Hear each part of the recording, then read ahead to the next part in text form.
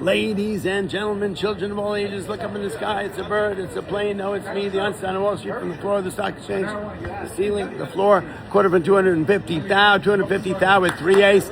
Exec sum, let's talk. We're talking liquidity. We're closing out this Monday, March 9th, 2026 at 4:15 in the afternoon, up 240 points on the Dow Industrial Average, 1.5 billion on the tape.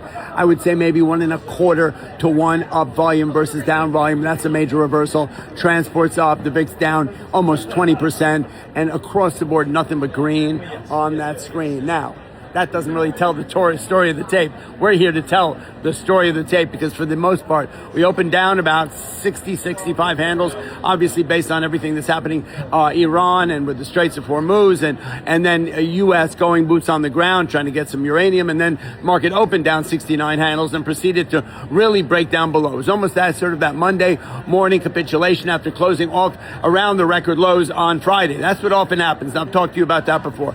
If you see a bid in the market and you bounce back on a closing bell on a Friday, that means there's a bid and people are trying to scoop some cheaper stock. However, if you close at the lows of the day, often you'll see capitulation and you'll have a gap down and you'll sell down further, right? And then you'll have a capitulation and turn around, and that's in fact what we did have, right? So we opened down 69 handles, got down to around 93 handles, and then turned around. It happened literally off a double low. Technicals here at around 10 in the morning, and most of the rest of the day we were on the way up.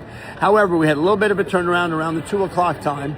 But that's still not the story of the tape. The story of the tape came when the president at 3:16 tweeted, I'm not sure how he disseminated the information, but he goes out there and he says, ladies and gentlemen, the war is over.